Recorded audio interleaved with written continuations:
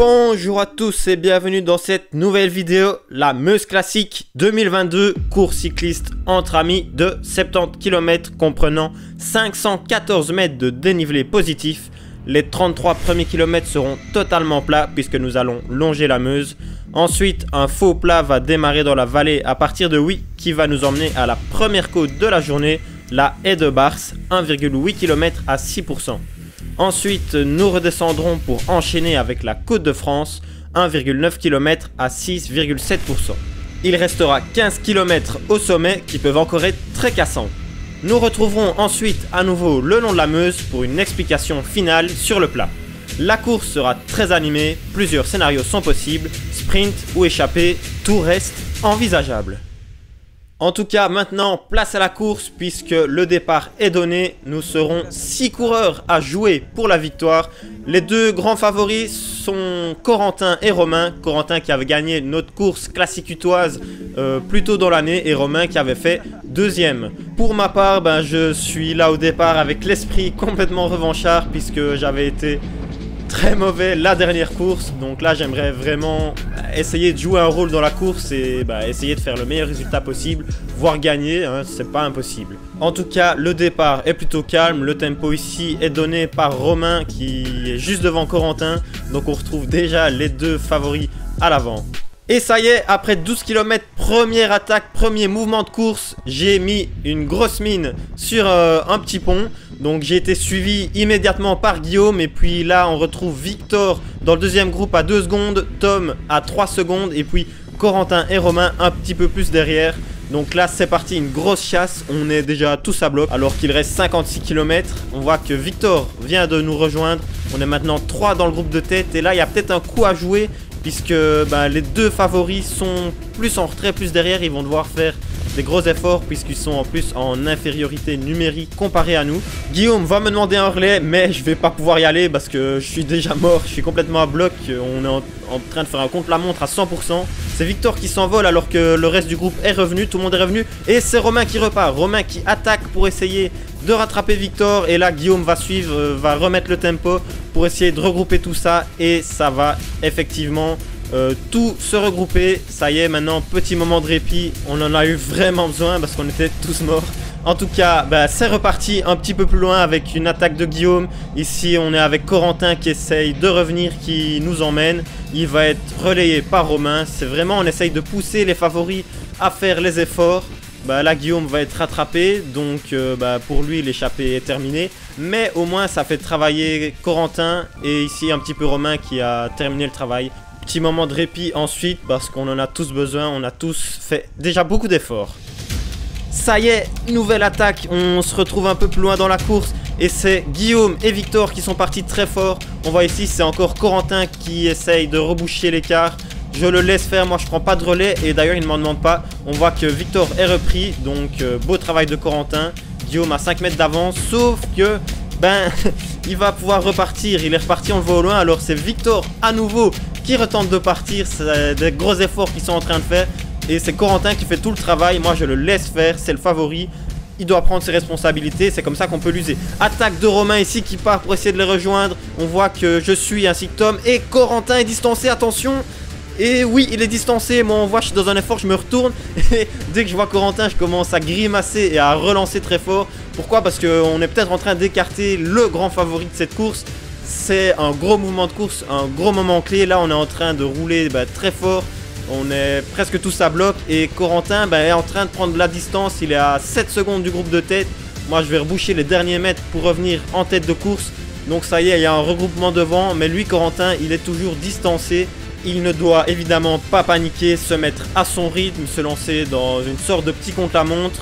Et on voit de toute façon qu'il est en train de revenir dans les chronos parce qu'on n'a pas pu maintenir le rythme très soutenu qu'on était en train de mettre devant. Premier moment d'alarme alors qu'il vise clairement la victoire, que c'est le grand favori. Il est maintenant temps de quitter le long de la Meuse. On va commencer à grimper légèrement avant d'aller chercher la haie de Bars qui sera vraiment une véritable côte. Et c'est Corentin, même s'il a été distancé, qui prend ses responsabilités, qui se place devant, qui veut dicter son rythme, sa propre allure.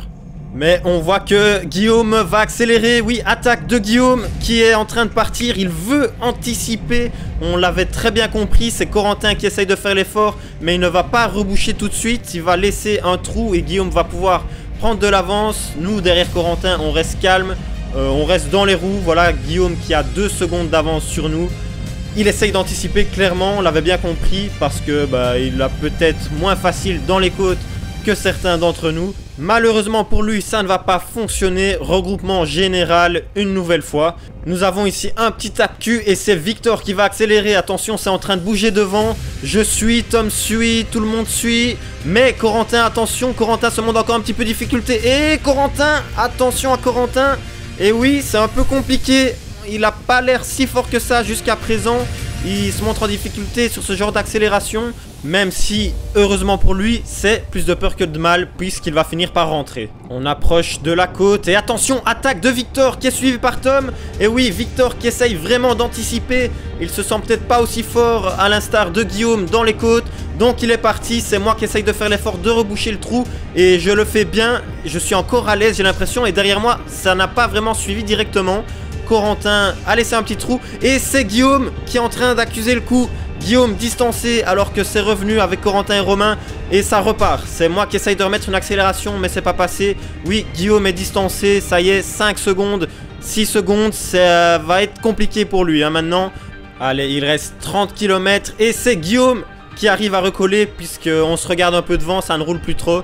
Donc, on est à nouveau groupé. Guillaume peut peut-être commencer à y croire à nouveau. On a Romain qui relance l'allure parce qu'il ne veut pas que ce soit trop lent non plus. Et ça fait à nouveau mal à Guillaume qui n'arrive plus à suivre le tempo imposé dès que ça commence à rouler. En même temps, il a déjà fait beaucoup d'efforts. Ça y est, on y arrive. On tourne à gauche et on est au pied de la haie de Bars. Première côte. Je rappelle, la haie de Bars, c'est 1,7 km à presque 6%. C'est parti, première côte. Et Guillaume qui était revenu juste avant le pied ne peut pas y aller tout simplement sous l'impulsion de Corentin qui va commencer à installer son propre tempo.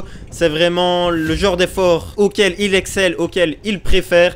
Et c'est Victor qui a l'air un petit peu en difficulté. Attention, est-ce qu'il est en train de payer les efforts qu'il a fait dans la vallée le long de Meuse? On a bien l'impression, oui, il est distancé. Victor ne peut pas suivre.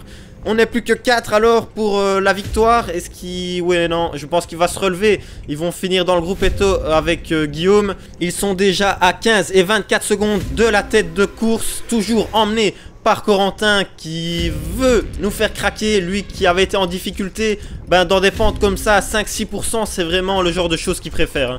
C'est vraiment là qui peut nous faire mal. Il le sait. Du coup, il y va. Il met son gros tempo. Et bien sûr que ça commence à me faire mal. On voit ici, attention, je prends... Et oui, est-ce que je serais pas en train de craquer là? J'ai 2-3 mètres de retard sur les 3 premiers. Mais j'ai vraiment pas envie de lâcher maintenant. Il reste encore beaucoup de kilomètres. C'est ma vidéo. Il faut que je sois présent. Il faut que je sois présent. J'essaye de me battre pour continuer, pas lâcher mentalement. On voit que là, on perd un peu en pourcentage. Du coup, je vais pouvoir revenir dans les roues et m'accrocher. Allez, il reste 700 mètres de côte, il va falloir que je m'accroche au maximum. Et regardez la tête de Romain, on voit qu'il est dans un effort très compliqué, très soutenu. On est tous au max, on pousse tous à fond. Et on voit que je repère un peu, là j'ai 2 mètres, c'est... Ah ouais, elle est compliquée là cette côte sous l'impulsion de Corentin qui ne s'arrête pas. Il veut nous faire craquer, c'est vraiment le maître mot et je suis en train d'être distancé moi. Et Romain donne tout, attention. On voit que au loin que je suis en train de me faire distancer et Romain est en train de lâcher la roue. Et Romain, attention, Romain qui explose. Romain qui a explosé en 2 secondes. C'est terminé pour lui. J'essaye de relancer, de rapprocher Tom. Oui, on voit, il n'avance plus. Romain est presque à l'arrêt. Et ça, c'est un gros coup dur pour lui. Moi, j'essaye de me battre. On voit que Tom, lui, arrive encore à accrocher Corentin. C'est très costaud, là, ce qu'ils sont en train de nous proposer. Je suis en train d'être distancé, moi. Aïe, aïe, aïe. C'est un coup dur pour moi d'être lâché au sommet de Haie de Bars. Il reste 27 km. J'espérais, évidemment, m'accrocher et faire mieux. Continuer à me battre. Mais évidemment, je ne vais pas lâcher. Hein. J'ai l'impression que je reviens un petit peu sur Tom. Mais après, Corentin, lui, devant, il est complètement parti. Est-ce qu'il est en train de plier la course aussi loin de l'arrivée? Peut-être, mais évidemment, on ne lâche pas. On est tous un par un en mode contre la montre, tous à rouler à bloc.